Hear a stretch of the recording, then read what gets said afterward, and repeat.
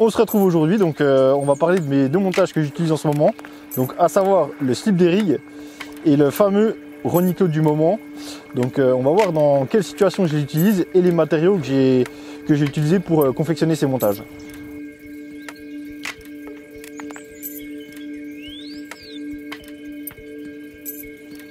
Alors pourquoi j'utilise le slip des rigs? Donc simplement parce que pour moi c'est un montage qui est vraiment polyvalent. Que ce soit en pêche du bord, en dépose en bateau, sur n'importe quel type de pêche, avec les matériaux, on peut vraiment l'adapter à toute situation rencontrée. Ce qui est vraiment efficace pour moi avec le slip des rigs, c'est l'effet de cette boucle. Donc une fois que la carpe a recraché l'appât, en fait, la boucle glisse contre la hampe et en fait ça libère la pointe et ça permet vraiment pour moi une piqûre parfaite. Un des gros avantages du slip des rigs, c'est vraiment sa présentation.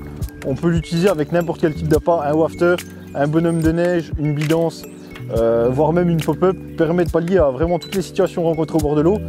Et ça nous évite effectivement de changer de montage à chaque fois qu'on veut changer d'appât.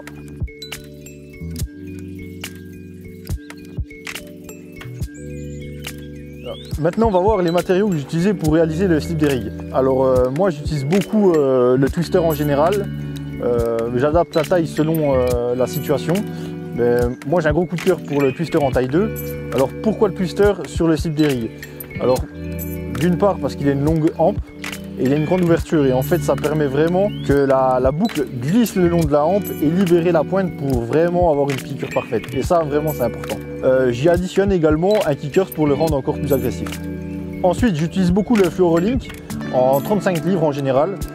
Pourquoi j'utilise du Fluorolink? Tout simplement parce qu'en fait j'aime les montages rigides. Et pour la terminaison du bas de ligne, en fait en général entre l'œillet et mon nœud de raccord, j'utilise de l'Arborlink et selon la situation en 35 ou 25 livres selon les endroits que je pêche. Le combi slip des rigs c'est vraiment mon coup de cœur. Ça permet de pallier à beaucoup de situations. Mais parfois je suis contraint de m'adapter. Par exemple quand je pêche dans la vase, donc j'utilise de la tresse souple, à savoir l'Arborlink en 35 ou 25 livres. Et quand je me dirige vers un barrage, c'est là qu'intervient la Skinlink en 35 livres. Parce qu'on le sait tous, hein, sur les barrages, il faut du costaud et la Skinlink fait le job.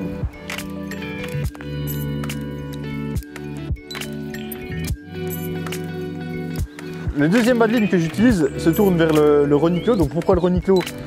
D'une part, le clos a une très large ouverture, ce qui permet vraiment une piqûre parfaite et très peu de décroche. Et d'autre part, l'effet rotation permet vraiment une présentation parfaite de l'appât. Et peu importe d'où la carpe arrive, elle peut engamer l'appât facilement.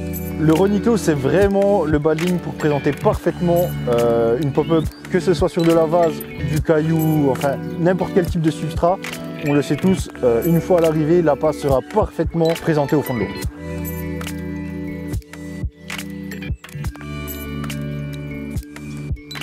Pour réaliser ce montage, j'utilise forcément le clos. Donc pourquoi le clos? Il a une large ouverture et une pointe rentrante, ce qui permet vraiment de rentrer dans la chair du poisson et éviter toute décroche. Ensuite, j'y insère un micro swivel suivi d'un hook bid. Pour monter mon clos, j'utilise le Roni Swivel. Donc pourquoi le Roni Swivel? C'est vraiment un émerillon qui est adapté pour ce type de bas de ligne. C'est-à-dire qu'en fait, il a une ouverture plus large qui permet d'insérer plus facilement le clos sur le swivel. Et pour bloquer le tout, j'y rajoute un kickers. Et pour attacher le swivel, je réalise une boucle et sur cette boucle, j'y additionne de la Kligon Putty pour équilibrer parfaitement ma pop-up. Pour les matériaux, moi j'utilise souvent avec du Fluorolink. Donc pourquoi du Fluorolink? Parce que le Roniclo, je l'utilise essentiellement en pêche du bord, donc à la frappe. Et vraiment, ça permet d'éviter tout risque d'emmêlement. Mais ça m'arrive aussi de le pêcher avec de l'Arborlink. Là, ça sera plus sur des milieux vaseux. Et quand je me dirige sur des lacs de barrage, c'est là qu'intervient la Skinlink.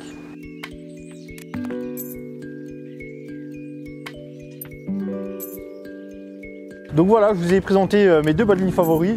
Donc je pense que ces deux bas de ligne permettent de pallier à toutes les situations rencontrées au bord de l'eau. En tout cas pour moi, ils ont toujours fait le taf. Ça pique fort, ça minimise les décroches et ils sont vraiment redoutables.